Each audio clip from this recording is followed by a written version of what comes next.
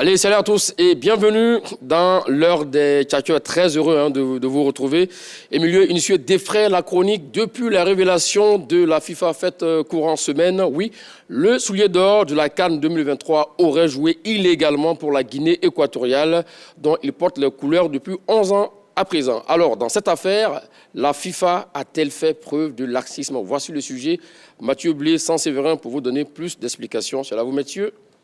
Salut Magat. Salut Magat. Comment allez-vous? Ouais, ça va super bien. Ça va super bien, surtout en attendant la victoire des éléphants ce soir sur le coup de 19h au stade Amadou Gon de Korogo.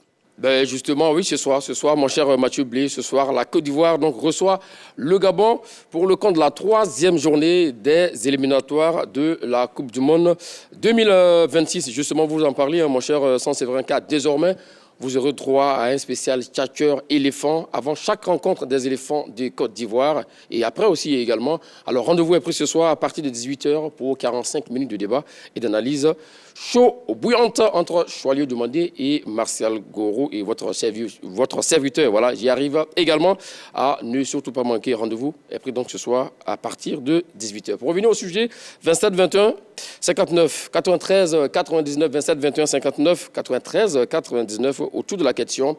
Affaire Emilio Insué, la FIFA a-t-elle fait preuve de laxisme? Messieurs, avant donc de parler de cette affaire, qui est Emilio Insué, cet attaquant de 34 ans, donc de la Guinée équatoriale, effectivement, qui a écœuré les éléphants de Côte d'Ivoire, malheureusement, oui, lors de cette CAN-là, à l'occasion de la 3e journée dans notre groupe, dans le groupe A, bien sûr. On va voir donc les buts inscrits par cet attaquant-là, qui a ouvert le score à la 42e minute de jeu, messieurs.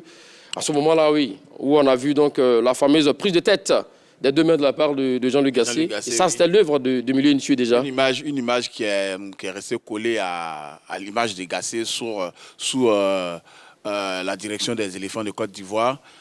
Quand Emilio Insué marque en ce moment-là, on ne sait pas de quoi cela fait la vie. Mais en tout cas, dans ce match-là, il a planté 2 buts qui ont eu le mérite de clouer les éléphants au pilori. En ce moment précis, après ce 4-0 face à la Guinée équatoriale, la Côte d'Ivoire était quasiment éliminée. Après, nous sommes rentrés dans les calculs et puis on connaît la suite. C'est possible d'avoir, voilà, il suffit bien de demander de voir les images de cette rencontre entre la Côte d'Ivoire et la Guinée équatoriale. Mon cher Mathieu Blé, on l'a vu, on va voir donc ce but-là, regardez, qu'il marque là un but d'attaquant, d'opportunisme dans la surface de réparation. Et ça, c'est l'attaquant qu'on connaît.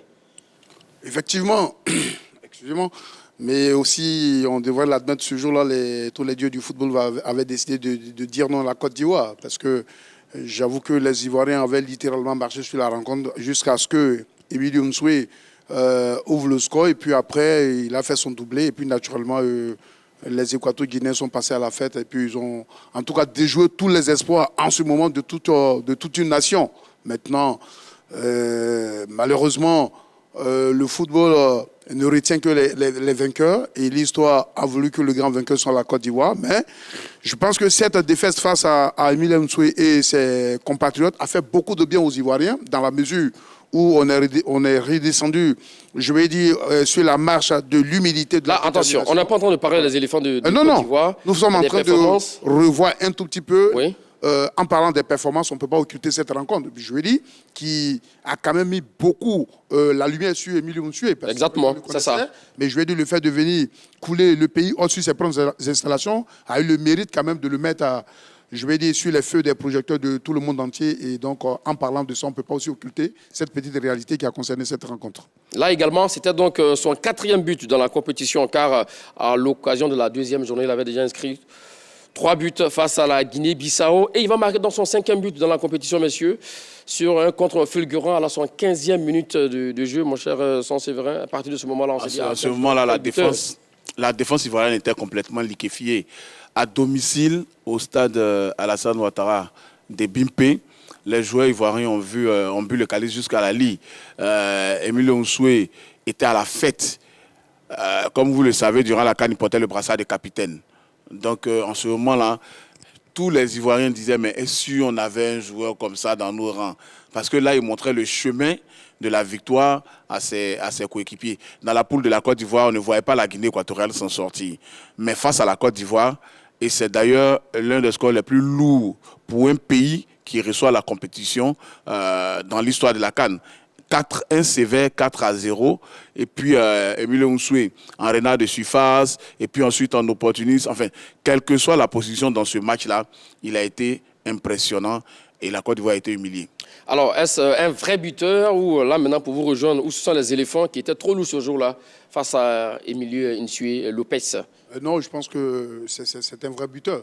Parce que si on revient un peu sur son parcours, par exemple, en sélection, il a joué son premier match en sélection le 24 mars 2013. Il totalise au jour d'aujourd'hui 43 sélections pour 22 buts. Et il demeure le meilleur buteur donc, du Mouzalag national. Donc, on ne peut pas dire que ce n'est pas un buteur. Et précisons naturellement qu'au cours de cette 34e édition, il a été le meilleur buteur avec 5 buts. Et il évolue aujourd'hui dans le club espagnol de Intercity en Détroit. Donc, il est encore le buteur de ce club. Donc, on ne peut pas dire que ce n'est pas un buteur. Alors, Magat, moi, durant la CAN, j'ai eu beaucoup mal parce que Emilio Nsoué avait véritablement changé. Je ne sais pas si c'est l'âge, avec l'âge qui s'était bonifié. Parce que quand au Cameroun, lors de la CAN 2022, il était là pendant que la Côte d'Ivoire affrontait la Guinée équatoriale. Rappelez-vous du premier match, c'était Gradel qui avait marqué le but victorieux. Le score de 1-0. Voilà, un but qu'il avait dédié d'ailleurs à son défunt père. Et donc, Emilio Nsoué était dans ce match, mais il n'était que l'homme de lui-même. Et puis, 2 ans après, en 2024, il était devenu une toute autre personne. Un attaquant, quand on a vu les matchs antérieurs de la Guinée équatoriale dans la poule, c'était vraiment magistral. Il a véritablement dominé la poule. Une poule où il y avait de grands attaquants. Pour la Côte d'Ivoire, elle était blessée, mais pour le Nigeria, Osimhen était là. Il y avait aussi des attaquants, hein. Vous avez Grasso qui a... Oui, voilà, exactement. Mais Emilio Nsoué, sur ce parcours du premier tour, a été vraiment au-dessus de la meute, que ce soit concernant son équipe et même les équipes adverses. Donc, il a été véritablement un poison pour la Côte d'Ivoire. À cette époque-là, les Ivoiriens ont vraiment appris à le détester en griffe. Exactement. À vous écouter, il vous a surpris, son niveau vous a surpris, car exactement. Lors de la CAN précédente, il n'était pas au niveau. Alors, est-ce que son niveau vous a surpris, comme le dit Sanséverin? Non, pas forcément. Personnellement pas, parce que quand on regarde son parcours, pour le moment sur l'ensemble de ses prestations en sélection, comme j'ai dit, il est le meilleur buteur de la sélection. Et même... on va arriver tout à l'heure, mais dès l'entame des éliminatoires, donc des matchs qualificatifs de l'actuel mondial, il a même inscrit un but face à la Namibie et au Libéria. Vous comprenez, donc ça faisait déjà 2 buts. Donc, je vais laisser une compétition, un buteur, il peut arriver qu'il se plante, mais après, il peut se réveiller. Et puis après, on a absolument des compétitions où nous sommes en état de grâce. Je pense que ça a été le cas de la 34e édition avec lui. Et donc, je vais dire qu'il confirme toujours son état de buteur, même dans le club où il est actuellement. Donc, à partir de là, je ne peux pas être surpris. Alors, ces performances ont été interprétées autrement, selon certains observateurs. Comment un joueur qui évolue en 3e division peut venir planter des buts comme ça face à des défenseurs de haut niveau dans les meilleurs championnats du monde? Justement, c'est ça la magie du football. Quand vous faites confiance à un attaquant supposé ne pas être au niveau en termes de club, de grandeur dans son club, c'est ce que ça donne. Vous avez vu l'Algérie avec Bagdad Bounedjah. Durant la CAN qu'il remporte en 2019 oui, en Égypte. Donc, c'est comme ça. À un moment donné, le Cameroun aussi, il y a eu des attaquants comme ça qui n'étaient pas forcément connus, mais qui faisaient le boulot. Ça a été le cas pour Emilio Nsoué. Normalement, un joueur qui vient de la 3e division, on se dit qu'il n'est pas au niveau. Franchement, c'est ce qu'on pense. C'est parce que la Liga, le niveau 3 de la Liga, c'est quand même pas quelque chose dont on rêve. Face mais à Ivan Ndiki, il est arrivé frais dans une défense de la Côte d'Ivoire composée de monstres aujourd'hui, comme Ndika, comme Boli. Je pense que c'était Boli qui avait joué ce match-là. Il a été vraiment, vraiment, vraiment impressionnant. Et moi, ça m'a donné à réfléchir. Ça veut dire que le football, c'est aussi une question de confiance. Son coach lui a fait confiance. Oui, c'est vrai, mais moi, j'apprécie votre question, d'autant plus qu'on a souvent caricaturé les joueurs qui jouent dans les divisions inférieures de joueurs de bas niveau. Moi, ma philosophie a toujours été que c'est un bon joueur qui fait un très grand club et non le contraire. Donc, on peut être un très bon joueur et se retrouver en division inférieure. Et quand on a l'opportunité de marquer son territoire, on le marque. Et c'est ce que Emilio a fait. Donc, c'est pourquoi souvent, il ne faut pas regarder les joueurs qui jouent soit en Afrique ou dans les bas championnats avec un certain dédain, vous comprenez? Parce que après le parcours professionnel, ça reste aussi un peu de chance, vous comprenez? Donc, dès l'instant qu'un joueur performe, c'est pourquoi il est toujours intéressant d'ouvrir un tout petit peu la porte à des joueurs qui performent, quel que soit la division dans laquelle ils évoluent, quel que soit le championnat. Parce que lorsqu'on leur aura donné l'opportunité de venir, par exemple, en sélection ou dans une top division, il leur appartiendra de marquer leur territoire. Et je pense que le cas Emilio Nsue devrait inspirer beaucoup de coachs pour regarder désormais autrement des joueurs qui évoluent soit dans les petits clubs ou dans les bas championnats et dit que c'est toujours bon de leur donner une petite opportunité. Exactement, comme l'a été à l'époque. Hein, vous avez parlé des attaquants qui étaient méconnus avant donc d'arriver à la CAN, comme Ndiefi en 2002 avec le Cameroun. Exactement. Et même le Ghana, hein, Junior Agogo, père à son âme aussi également en 2008. Bagdad Bounedjah, dont j'ai évoqué. Et même, on peut même citer des joueurs qui sont devenus des légendes. Roger Mila, par exemple, à son temps, ce n'est pas quelqu'un qui a joué dans des grands clubs, mais qui a toujours performé. L'Agda Belloumi n'a jamais joué en Europe, mais il reste une légende en Afrique. Osama Hassan. Voilà. Les frères Hassan dont il parle. Abou Treka aussi. Abou Treka, le légendaire.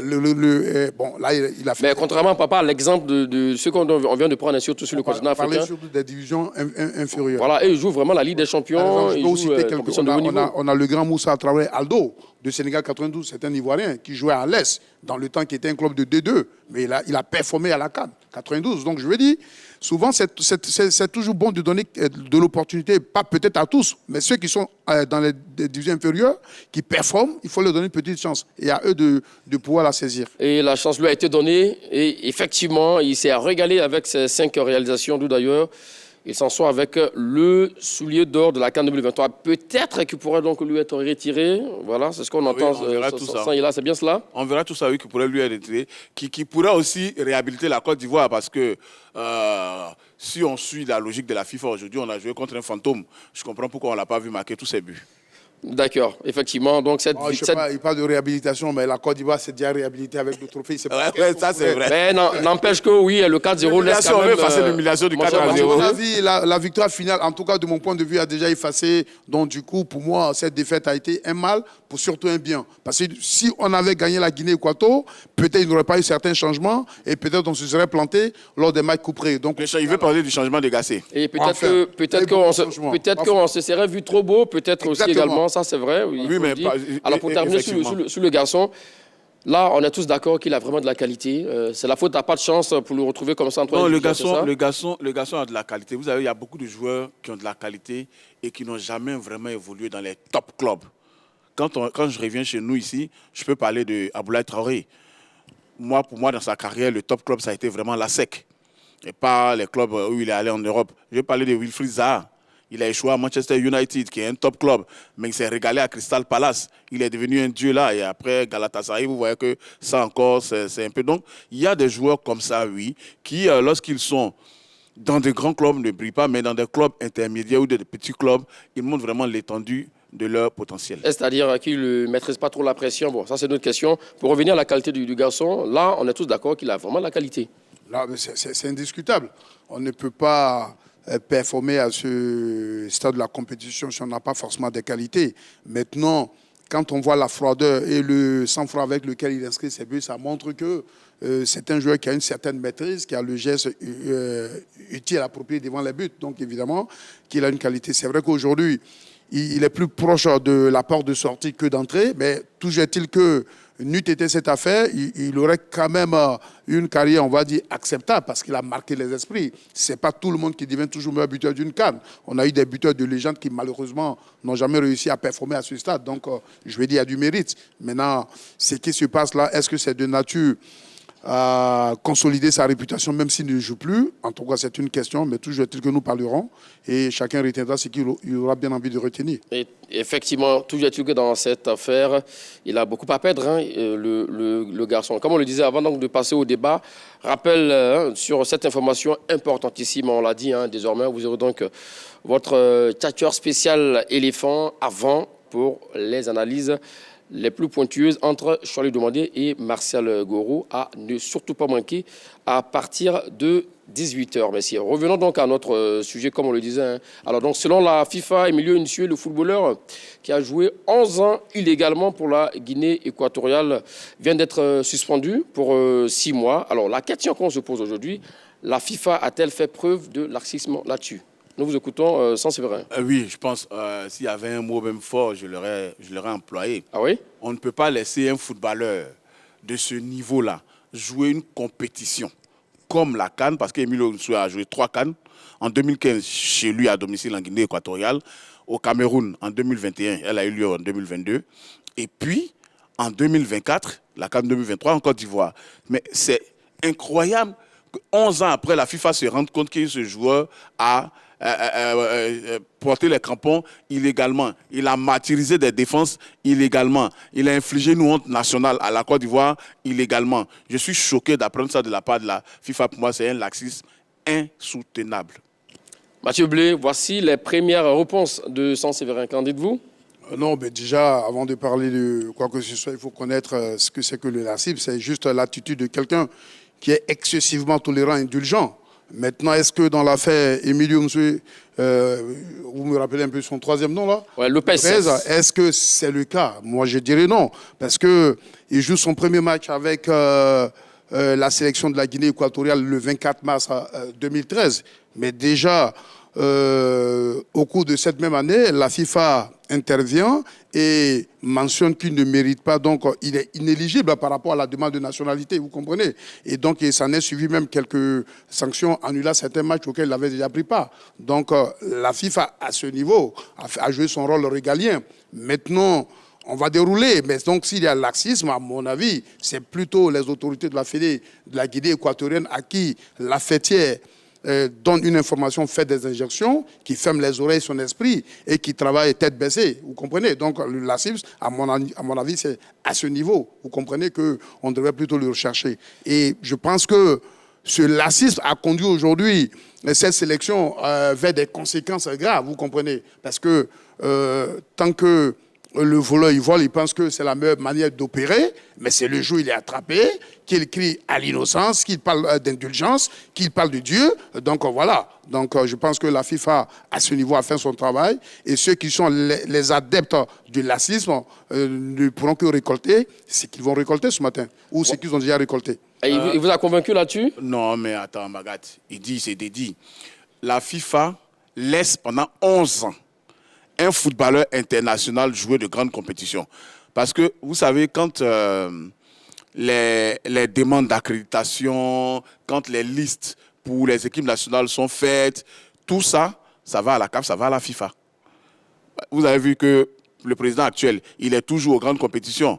Donc lui, il arrive en Côte d'Ivoire, par exemple, je vais prendre le cas de la Côte d'Ivoire. Il arrive en Côte d'Ivoire, il voit Emilio Nsue marquer un triplé, marquer un doublé face à la Côte d'Ivoire, il est assis dans les tribunes. Il sait très bien que ce joueur-là ne mérite pas d'être là. Comment ça, il sait très bien que ce joueur... Mais c'est le président de la FIFA, il est au courant de tout ce qui se passe. Ah oui? Et donc, il regarde ce joueur-là en train d'humilier les éléphants de Côte d'Ivoire et il ne se dit pas, tiens, ce gars-là ne doit pas être là. Donc, il attend, la compétition finie. Dieu merci, la Côte d'Ivoire remporte sa compétition. Et il vient nous dire après que ce joueur-là ne méritait pas d'être à la CAN.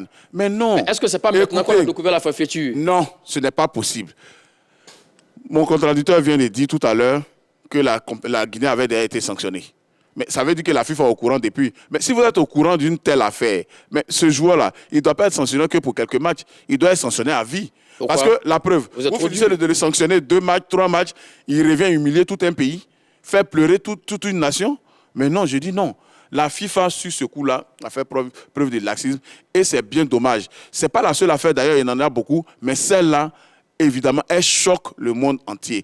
11 ans après, depuis 2013, quand même, je pense qu'à cette époque, c'était Blatter qui était à la tête de cette confédération-là. Exactement. Mais, ça veut dire que sous Blatter, sous Infantino qui va aller vers son deuxième mandat, je pense, ils n'ont toujours pas sanctionné Emilio Nsue. Et c'est aujourd'hui qu'on vient nous dire que c'est un joueur qui ne devait pas être sur la pelouse ici à Abidjan. Mais quand même, c'est terrible ça. Alors, ce qu'il dit, Saint-Séverin, c'est très important aussi également, mon cher Mathieu Blé. Là, on ne parle pas de compétition de Coupe du Village. On parle bien sûr de la CAN. Qui dit la CAN, on parle de la CAF. C'est une marque déposée de la CAF et de la FIFA. Qui est affiliée donc à la FIFA. Là-dessus, clairement, la FIFA ne peut pas être exempte de tout reproche. De 2013 à 2024, 11 ans, mais on va dire que c'est trop. Déjà, je voulais rebondir sur quelque chose que C'est Erandi en parlant du président de la FIFA qui était dans les tribunes, qui n'a pas reconnu Emilio Nsoué. Je lui ai dit, la FIFA, ça ne se passe pas comme nous, toi, on est ici, on se connaît par cœur, on se voit et puis on se... Non, non, non. Il est le président de l'institution et cette institution est régie par différentes commissions avec des fonctionnements. Et donc, cette décision qui frappe malheureusement le compatriote africain Emilio Nsoué, elle prend son fondement dans la elle se base sur la commission de discipline de la FIFA qui se fonde sur le statut du joueur pour prendre cette décision, vous comprenez. Dès l'instant que la FIFA a statué pour dire non, le garçon ne mérite pas l'éligibilité en raison donc d'un certain nombre de faits qui l'incriminent, je pense qu'il aurait fallu que la fêtière dont il est directement dépendant, la Fédération de football de la Guinée équatoriale, de prendre des dispositions. Parce que dans tous les cas... C'est pour ça qu'on parle de laxisme. Je vous en prie. Non, c'est pour ça qu'on parle de laxisme. Parce que la fédération l'utilise et la FIFA ne dit rien. Pendant 11 ans. Vous aurez le temps de Pendant 11 ans. Allons-y, Mathieu. Donc, dès l'instant que la fêtière a fait injonction pour dire à raison de tel fonctionnement qu'il ne mérite pas, à mon avis, la fêtière locale qu'est la fédération devrait prendre des responsabilités parce que dans tous les cas, si sanction il y a dans 2 ou 3 ans, ce n'est pas la FIFA qui en pâtit, mais c'est la fédération de la Guinée équatoriale et notamment de son joueur vedette. C'est le cas aujourd'hui, vous comprenez. Et des adversaires potentiels qu'ils auraient rencontrés. Voilà, vous comprenez. Donc, la FIFA, si le cas Emilio Nsoué était passé par les mailles de la FIFA et que la FIFA ne s'était jamais rendu compte, alors on allait dire, ah oh, il y a quoi que ce soit. Mais dès les premières lignes, elle a dit, le garçon ne mérite pas l'éligibilité. Vous comprenez. Quand vous dites dès les premières lignes, c'est quoi? Quand vous dites dès les premières lignes. En 2013 déjà. D'accord. En 2013. Et lui, il fait sa première sélection en 2013. Vous comprenez? Donc, il aurait fallu. Maintenant, dès l'instant qu'une institution dont vous dépendez... Mais est-ce qu'il y a eu du suivi après? Comment? Parce que quand on a le problème déjà, quand on sait qu'en 2013, oui, le garçon n'est pas encore éligible à la nationalité espagnole, qui demanderait la nationalité donc, de la Guinée équatoriale, qui ne l'a pas encore. Il n'était pas éligible à la nationalité de la Guinée équatoriale. Justement. C'est espagnol. Voilà. Alors, donc, à partir de ce moment-là, il fallait, comme vous l'avez dit, vous avez parlé de la commission de recours et autres disciplines de la FIFA, il fallait peut-être suivre le garçon, plus ou moins peut-être 1 à 2 ans après. A-t-il obtenu la nationalité Guinée équatorienne? Oui. Et ça, la FIFA a la possibilité de le savoir. Non, ce que je vous dis, que la FIFA le fasse, que la FIFA ne le fasse pas, vous comprenez? S'il y a décision, s'il y a sanction, ce n'est pas la FIFA qui en pâtit. On me parlera peut-être...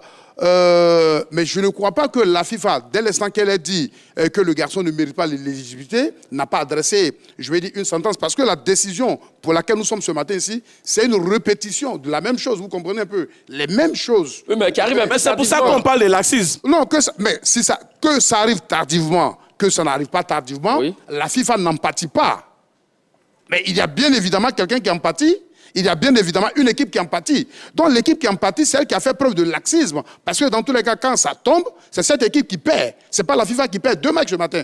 C'est la Guinée équatoriale. Et c'est cette même Guinée équatoriale qui avait été saisie par le biais de sa fédération pour dire que le garçon n'est pas éligible. Et je voulais profiter de l'opportunité de cette actualité pour interpeller beaucoup de fédérations. Parce qu'aujourd'hui, le mouvement, le flux et le reflux entre les binationaux et les sélections est de plus en plus de mise. Donc, à eux de profiter du cas Emilio pour bien regarder entre les lignes. Parce que s'il y a aussi laxisme, moi, je pense que c'est bien beau de tenser la FIFA, mais il y a aussi une confédération qui est aussi au centre de cette actualité, qui est supposée vérifier tous les acteurs qui participent à sa compétition. Est-ce qu'on n'est pas en droit aussi de l'indexer parce qu'elle est la confédération mère? Donc, si la FIFA, qui est la fêtière mondiale, a pu revenir à la rescousse pour dire « j'avais dit si », et qu'on a récidivé, et que parce que les gens ils n'ont pas respecté la décision, nous revenons à la rescousse, je pense que cette FIFA, elle est dans son rôle. Et elle est à saluer. Mais bien sûr, et que ce n'est pas Infantino qui connaît tous les joueurs du monde par cœur, qui doit venir à Abidjan pour dire « ah tiens, celui-là ». Non, c'est pas comme ça que ça se passe. On n'a pas dit que c'est comme ça se passe. Oui, mais c'est ce que vous avez dit, monsieur. On dit qu'il vient assister à une grande compétition, et il y a un joueur qui est suspendu. Mais je vous répète, M. Infantino ne connaît pas tous les joueurs du monde par cœur. Le rôle de M. Infantino, ce n'est pas lui qui est à la commission de discipline de la FIFA. La FIFA est bien structurée. Mais et il ne peut. Il n'empêche qu'il a les yeux. Oui, non. Il a les yeux. Quand le secrétaire général il est au courant. Le nom est l'acteur approprié. Et ce n'est absolument pas le nom de... Ce n'est absolument pas M. Infantino. On peut vouloir critiquer à tout moment, mais il faut porter la... Je pense qu'on va faire court. La FIFA fait un courrier. La FIFA fait un courrier. y a quelques jours. Oui. Et dans ce courrier-là, elle énumère tous les matchs auxquels Emilio Nsue a participé. Exactement. Et que le premier match, c'est le 24 mars 2013, Guinée équatoriale Cap-Vert. Et le dernier que je vois ici, c'est 22 janvier 2024, Guinée équatoriale Côte d'Ivoire. Bon, donc 11 ans. Pendant 11 ans, la FIFA dit à une fêtière, à une association africaine, ce joueur-là n'est pas inéligible, vous êtes sanctionné sur 2 matchs, sur 3 matchs. Et à une autre compétition, la Guinée équatoriale fait encore les papiers, elle envoie... Il n'est pas éligible, hein, vous voulez dire. Oui, il n'est pas éligible. La Guinée équatoriale fait encore sa liste des joueurs pour la CAN au Cameroun, elle envoie la liste. Quand la liste arrive à la FIFA, mais les nationalités sont inscrites. Comment la FIFA arrive à ne pas se rendre compte que ce joueur-là, nous, à la FIFA ici, on ne lui a pas encore donné la nationalité équato-guinéenne. Et il arrive à débuter les compétitions et même à les terminer. Mais attends, mais ça c'est un laisser-aller qui ne dit pas son nom. Soit la FIFA est complice de ça, ce dont je doute fort, ou alors elle a voulu franchement se jouer les intéressantes sur le sujet. Parce que c'est pas 11 ans après, on ne peut pas revenir dire qu'un joueur ne devait pas participer à 3 CAN.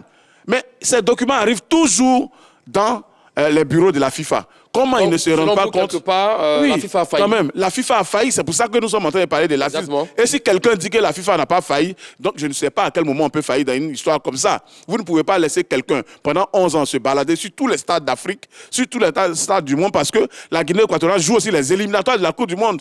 Et la FIFA, jusque-là, ne se rend pas compte qu'il n'a pas la nationalité équato-guinéenne et il continue de jouer jusqu'à venir martyriser, enterrer tout un peuple ici. Vous êtes très rancunier. Oui, mais non, la FIFA ne peut pas nous faire ça. Donc ça veut dire que la FIFA même n'est pas sérieuse. 93, 99, 27, 21, 59, 93, 99. Affaire Emilio Nsue, la FIFA a-t-elle fait preuve de laxisme? Ça chauffe entre Mathieu Blé et Saint-Séverin. L'autre question que j'ai pour vous, mon cher Mathieu Blé, comment une fêtière aussi sérieuse qui est la FIFA, un joueur, Emilio Nsue, peut passer dans la maille du filet depuis 11 ans et qui participe aux compétitions internationales. On a vu par exemple le premier match de la Guinée équatoriale à la CAN en 2015 face au Congo, où il avait été buteur à la 16e minute de jeu.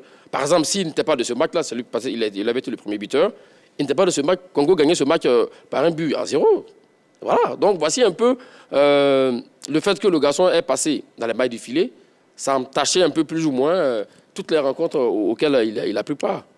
Non, déjà, regarde, moi, je voudrais dire à mon contradicteur qu'avant de se proclamer le prophète du sérieux, il faut aussi avoir des propos sérieux. Ce n'est pas la FIFA qui donne la nationalité, je suis désolé.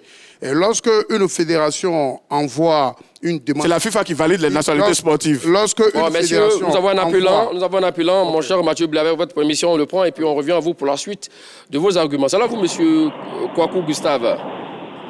Oui, allô, bonjour Magat. Salut, monsieur Gustave, vous allez bien? Oui, je vais très bien, merci. Bonjour les tchatcheurs. Bonjour. Bonjour. Alors, Ok. monsieur Kwaku Gustave, oui, exactement. Voilà, la question du jour, je vous rappelle le sujet rapidement. Affaire Emilio Nsue, la FIFA a-t-elle fait preuve de laxisme? Oui, mon frère Magat. Oui. Pour ma part, la FIFA a vraiment fait preuve de laxisme. D'accord. Car, sincèrement, je n'arrive pas à comprendre au fait qu'un joueur qui a été ancien international espagnol des moins de 21 ans, qui a acquis la nationalité équato-guinéenne en mars 2023, Oui. puis jouer pendant 11 ans, je dis bien 11 ans, 11 ans c'est pas 2 jours, c'est pas 3 jours, puis jouer pendant 11 ans sans être interpellé. Je pense que cela montre même un peu les failles venant de certaines fédérations même africaines, notamment la fédération de la Guinée équatoriale. Parce qu'on ne peut pas prendre un joueur comme ça et puis lui donner une licence pour pouvoir compétir pour le pays. Monsieur Kwaku, moi par exemple, je veux un joueur, c'est mon Messi par exemple, parce que je sais qu'il a de la qualité, et j'ai fait la demande, qui n'est pas encore sortie. Ben voilà, j'ai juste par tous les moyens pour faire jouer donc, mon joueur. Maintenant, quitte aux commissions de contrôle peut-être de me bloquer là-dessus, mais ça n'a pas été le cas. Contrairement par exemple à la FIFA. On voit un peu la faille de la FIFA. Vous voyez un peu? Exactement. Ils ont été vraiment négligents sur cet aspect. Donc, je pense que vraiment, ils ont fait vraiment preuve de laxisme. Voilà. C'est votre avis et on le respecte. Merci à vous, monsieur Kwaku Gustave. Affaire Emilio Nsue, la FIFA a-t-elle fait preuve de laxisme? Oui, vous terminez là-dessus. Donc, justement, la FIFA ne vérifie que les conditions pour voir si cet acteur, il mérite d'avoir donc cette nationalité. Mais vous l'avez dit tout à l'heure, mon cher Mathieu Blé, ne fuyez pas la question. Non, je ne fuis pas. Je voulais juste faire une précision. Maintenant, je reviens à votre question. Pour moi, on aurait crié au scandale relativement à la FIFA si la FIFA ne s'était jamais rendu compte. Ah oui? Mais, bien sûr. Mais je dis déjà en décembre 2013. Mais c'est encore plus grave. D'autant plus qu'elle savait, elle était informée donc de l'affaire. Et il continue de jouer de grandes compétitions. En décembre 2013, la FIFA confirme que ce garçon n'est pas éligible et que par conséquent, il ne devait pas être utilisé. Et mordicus, la Fédération de la Guinée équatoriale l'utilise. Ce que je suis en train de dire, que 11 ans soient passés, que 10 ans soient passés, la FIFA avait déjà averti relativement, on va dire, à cette infraction. Et donc, quand vous commettez une infraction, il y a des sanctions. Donc, ce matin, elle intervient pour dire ce qu'on avait déjà dit. Il y a eu encore, vous avez toujours utilisé ce même chemin et que ce n'est plus possible. Vous comprenez? Maintenant, entre la FIFA pour laquelle les gens sont prompts à intervenir, à crier au scandale, et la Fédération de la Guinée équatoriale, qui est l'utilisateur au quotidien, qui est supposé mettre la sélection de la Guinée équatoriale dans des conditions idoines, pour ne pas que de tels déconvenus lui arrivent, et entre la CAF aussi, qui est la confédération mère de cette fédération, qui sont les plus incriminés? Qui sont ceux qui sont le plus lacistes? C'est là que se trouve la question. Votre question. Vous comprenez? Parce que ces deux fédérations, cette fédération et cette confédération, en aucun moment de l'existence du joueur Emilio Nsoué n'ont jamais fait mention d'une certaine irrégularité. Mais c'est la FIFA, vous comprenez? Si la FIFA, pour moi, on aurait pu incriminer la FIFA, si la FIFA était restée bouche bée, si elle n'était jamais sortie. Mais elle est sortie, elle est la fêtière mère, et par conséquent, elle a le bâton le plus lourd qu'elle peut utiliser quand il veut et comme il veut. Lourdement, exactement. Et c'est pas parce que la FIFA a gardé lourdement ce bâton qu'elle est en faute. Mais c'est parce qu'eux, ils sont en faute que la FIFA utilise ce bâton pour lequel elle avait déjà prévenu. D'accord. Direction à Bobo pour prendre l'avis de M. Nguessan Marc. C'est là vous, M. Nguessan? Bonjour Magat, bonjour Tchatcha. Bonjour. Alors la question du jour, la FIFA a-t-elle fait preuve de laxisme dans l'affaire Emilio Nsoué Lopez? Moi je dis oui, 3 fois oui. Et je vais vous expliquer pourquoi. Dites-nous. Ce joueur a demandé la nationalité équato-guinéenne. Il ne l'a pas obtenue et il joue pour cette sélection. Et pendant ce temps, la FIFA observe. Imaginez-vous un seul instant. Si la Guinée équatoriale avait gagné la CAN, qu'est-ce qui se serait passé aujourd'hui? Grosse question. Qu'est-ce qui se serait passé aujourd'hui? Cette FIFA a fait preuve de laxisme. Et moi, je pense qu'il y a eu des changements à la présidence de cette FIFA. Mais j'ai comme l'impression que c'est seulement les hommes qui ont changé. Mais au niveau des institutions, les mêmes tas demeurent. Donc oui, cette FIFA a fait preuve de laxisme à mon niveau. Merci à vous, M. Nguessan Marc. Excellente contribution. Il y avait la question, effectivement, d'où on parlait tout à l'heure de ce but inscrit à la CAN 2015. Alors, si effectivement ce garçon avait permis à sa sélection équato-guinéenne de gagner la CAN, là, qu'on vient donc de discuter là, qu'est-ce qui serait arrivé? Ça aurait été le vol du siècle. Il faut rappeler aux téléspectateurs qu'un footballeur a le droit de changer de nationalité sportive s'il n'a pas encore joué pour l'équipe nationale qu'il a représentée dans les sélections de jeunes. Emilio Nsoué, depuis les U16, les U17, les U19, les U20, les U21 espagnols, joue pour la sélection espagnole. Et pour venir jouer pour la Guinée équatoriale, sa fédération, qui est la fédération équato-guinéenne de football, doit introduire un dossier à la FIFA pour dire que désormais le joueur n'est pas espagnol, on lui donne la nationalité équato-guinéenne pour qu'il représente la Guinée équatoriale. Exactement. Et la FIFA doit dire OK, on approuve parce qu'il n'a pas encore joué dans l'équipe nationale d'Espagne. Et ce document n'est jamais arrivé. Mais ce document n'est pas arrivé et la Guinée équatoriale... Le document a été transmis. Mais bien sûr. Mais la FIFA a fait un courrier pour dire qu'on ne lui a pas accordé le changement de nationalité. Pourquoi? On a les raisons? Oui, mais parce qu'il a dépassé la majorité des matchs. Il a dépassé la majorité des matchs. Donc on ne pouvait pas lui accorder. Il a joué trop pour les sélections de jeunes. Vous voyez? Il était trop identifié espagnol. Trop identifié espagnol. Donc, on ne pouvait pas lui donner cette nationalité. Vous avez vu le cas de Brahim Diaz récemment, le joueur du Real Madrid qui a décidé de représenter le Maroc. Mais ça s'est fait facilement parce qu'il n'a pas joué un grand nombre de matchs chez les jeunes en Espagne. Vous avez vu El Shaarawy avec l'Égypte. On a vu beaucoup de joueurs comme ça. Dans le cas de Emilio Nsoué, la FIFA ne t'attribue pas la nationalité équato-guinéenne. Et la fédération équato-guinéenne te faire jouer des compétitions internationales qui sont supervisées par la FIFA. Et la FIFA, pendant 11 ans, reste muette. Mais 11 ans, la Guinée équatoriale aurait pu, avec tous ses binationaux, remporter 3 CAN. Qu'en serait-il aujourd'hui avec Emilio Nsoué là-bas? Parce qu'il est le meilleur buteur de l'histoire même de la sélection. Vous voyez, un fantôme, quelqu'un qui n'est pas reconnu dans les fichiers, qui est le meilleur buteur de la sélection équato-guinéenne. En 2015, à domicile, la FIFA l'a vu jubiler ici. En 2022, au Cameroun, la FIFA l'a encore vu à l'œuvre. Pour les éliminatoires de la Coupe du Monde, 2014, 2018, la FIFA l'a vu à l'œuvre. Mais diantre, à quel moment la FIFA va mettre un haro et faire en sorte que ce joueur-là ne vienne pas? Si la Côte d'Ivoire avait utilisé les joueurs, dans le cas d'Emile Nsoué, 10, 15 joueurs qui n'ont pas la nationalité ivoirienne, qu'en serait-il aujourd'hui de notre CAN? Donc ça, c'est un laxisme qui ne dit pas son nom. La FIFA est fautive, la Fédération équato-guinéenne l'est encore plus. D'accord, ça c'est intéressant. On reviendra à vous tout à l'heure par rapport à la Fédération équato-guinéenne, mon cher Mathieu Blé. Direction le plateau pour prendre l'avis de Christian Kwame. Monsieur Christian Kwame, dites-nous, rassurez-nous que vous n'êtes pas le joueur de la Viola. Allô? Oui, monsieur Kwame Christian. Bonjour, monsieur Magat. Comment allez-vous au plateau? Ouais, ça va, oui, au plateau. D'accord, la question du jour concerne l'affaire Emilio Nsoué Lopez. Alors, là-dessus, la FIFA a-t-elle fait preuve de laxisme ou pas? Ouais, pour moi, la FIFA a fait preuve de tolérance, en fait. D'accord. Voilà.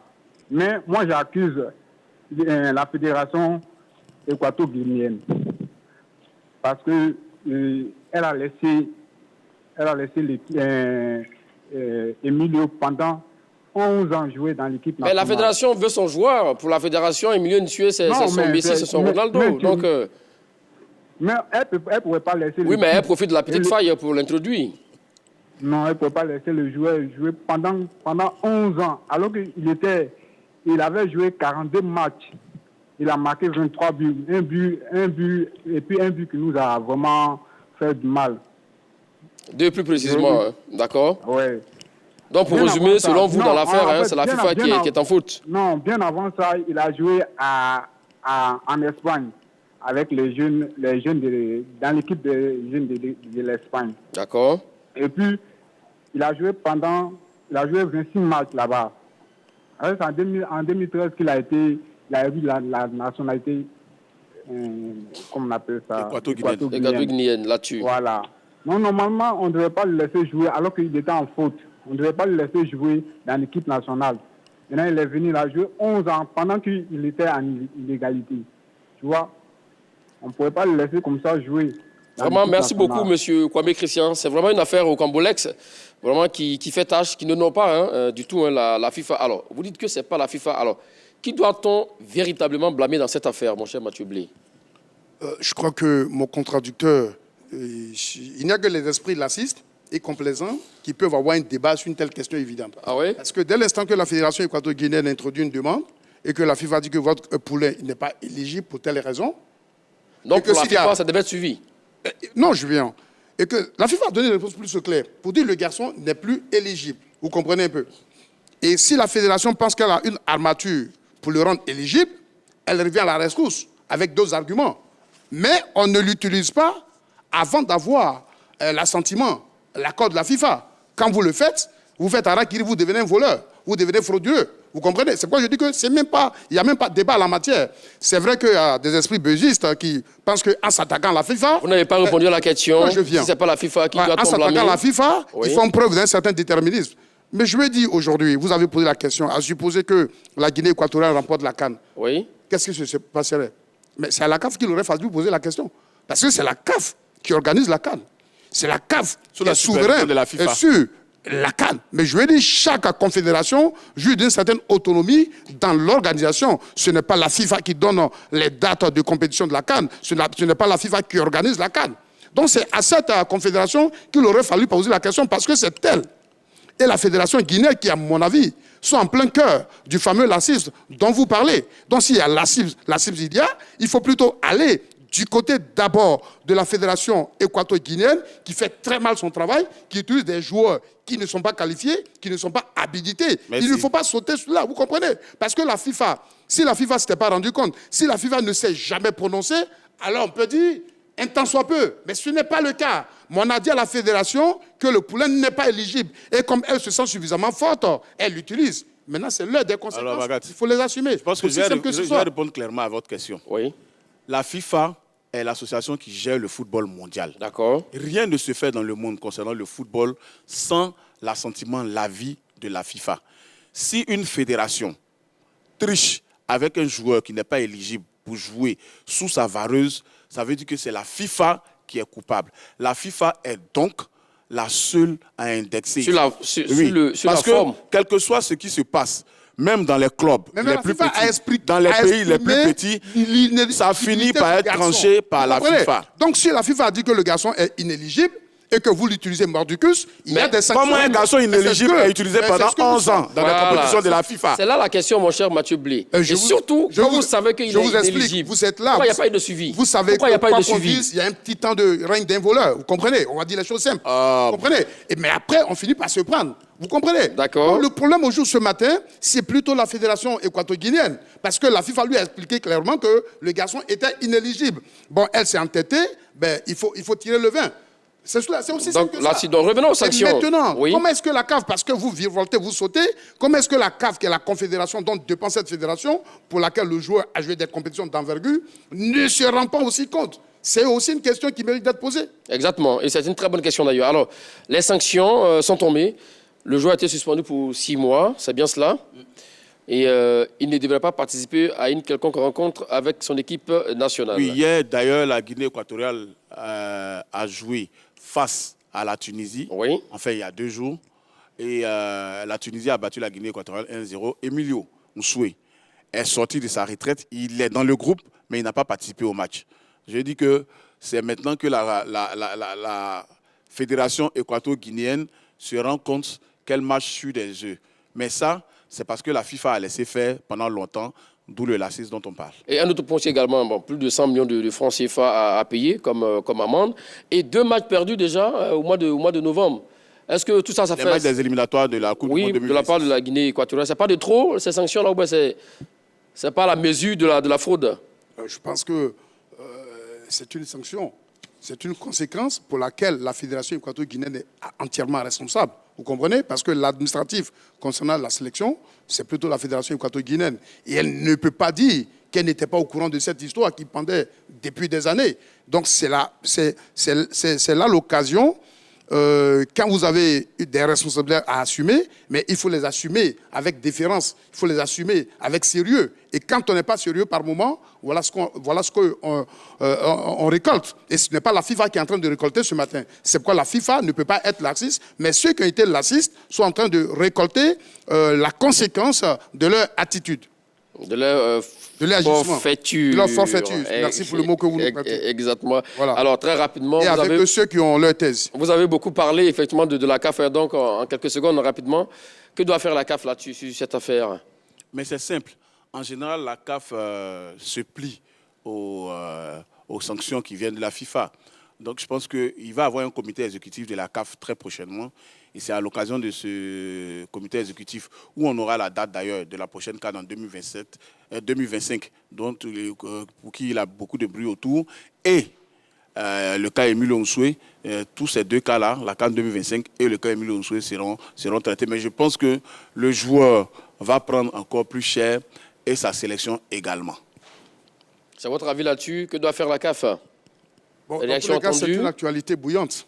Et la CAF est la confédération dont dépend la fédération équato-guinéenne. Donc, elle ne peut pas rester bouche bée. Donc, j'imagine que lors de son AG, évidemment, c'est un dossier brûlant. La CAF a aussi interpellé. Donc, elle devra regarder et puis agir à propos. Mais comme il a dit, effectivement, la CAF est au-dessus, du moins c'est en dessous de la FIFA, donc la FIFA est au-dessus donc, de la CAF.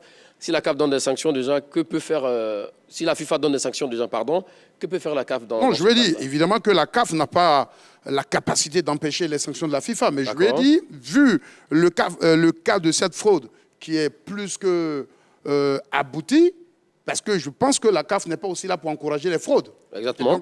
Et puis que c'est la CAF qui organise aussi les compétitions de la sélection à laquelle appartient Emilio. Donc, elle ne peut pas être insensible. Donc, elle a interpellé sa responsabilité. Et comme j'ai dit, je profite aussi pour interpeller les autres fédérations, parce qu'il y a aujourd'hui beaucoup de mouvements entre les binationaux et leurs sélections d'origine, aux administrateurs de prendre leurs responsabilités, de dépoussiérer leurs dossiers, afin qu'on n'a plus un autre cas Emilio dans une autre sélection africaine, surtout. Magat, je pense qu'aujourd'hui, ce qui peut sauver Emilio Nsoué, c'est que la fédération équato-guinéenne sorte un document qui prouve que la FIFA lui a accordé la nationalité. Et ça, je pense qu'ils auront beaucoup de mal à trouver un tel document.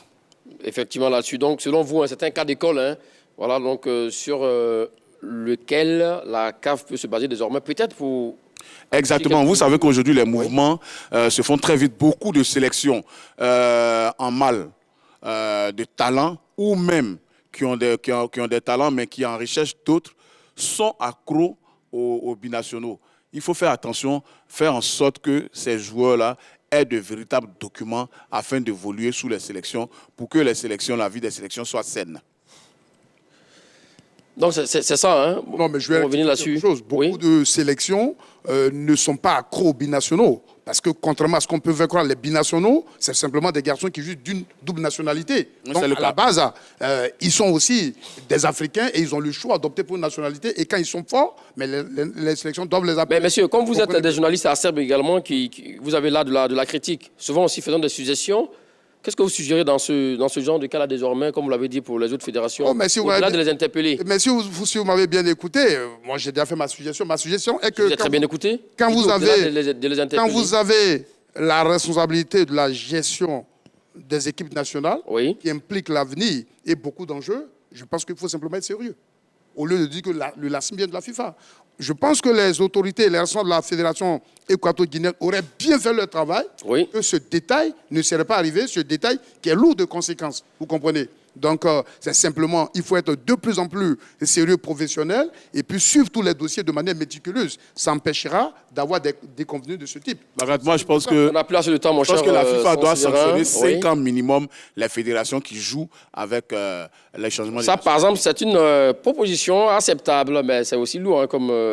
Oui, comme ça, on ne verra pas Emilio Nsoué venir sur la terre des gens les humilier. C'est aussi lourd, voilà, comme sanction. Allez, affaire Emilio Nsoué, la FIFA a-t-elle fait preuve de laxisme là-dessus? Vous avez 30 secondes pour infirmer ou confirmer vos arguments durant cette émission, mon cher Mathieu Blé. Comme j'ai dit, la FIFA n'a pas fait preuve de laxisme. Bien au contraire, la FIFA a sorti une épine de la cheville, on va dire comme de la gorge de la CAF et de la Fédération guinéenne qui tentait une fraude. Et donc je profite pour interpeller, comme j'ai dit, les fédérations afin que ce type d'événements qui n'honorent pas le football africain se répète. La FIFA est l'association qui gère le football mondial et à ce titre, elle a les yeux partout. On ne peut pas laisser pendant 11 ans un footballeur qui n'a pas la nationalité d'un pays jouer pour le maillot de ce pays, inscrire 22 buts en 44 matchs, surtout faire une compétition récente et venir ensuite dire que ce joueur-là ne méritait pas de jouer tous ces matchs. Ça veut dire que la FIFA a fait preuve de laxisme. La Fédération équato-guinéenne de football, elle aussi, doit être sanctionnée très lourdement. Pour moi, si on le temps que vous imparti est terminé, mon cher Sansé. Je ne peux pas dire, mais vous n'avez que 30 secondes pour infirmer ou confirmer vos arguments. Voici donc le résultat. Oui, pour 67%. Et non pour 33%. Donc, voici le résultat du sondage. On se donne rendez-vous ce soir à partir de 18h pour cet avant-match. Côte d'Ivoire, Gabon, oui. À Korogo, c'est au nord de la Côte d'Ivoire. Vous retrouvez donc le dieu de feu, Charles Demandé et Martial Goro. Rendez-vous ce soir donc à 18h. Rendez-vous à ne surtout pas manquer en direct sur les antennes de la 3. Allez, merci à vous, Séverin. Merci à vous, Mathieu Blé. Merci, Bagat. Merci à tous et à toutes de nous avoir suivis. Bonne suite de programme sur les antennes de la 3. Allez, salut.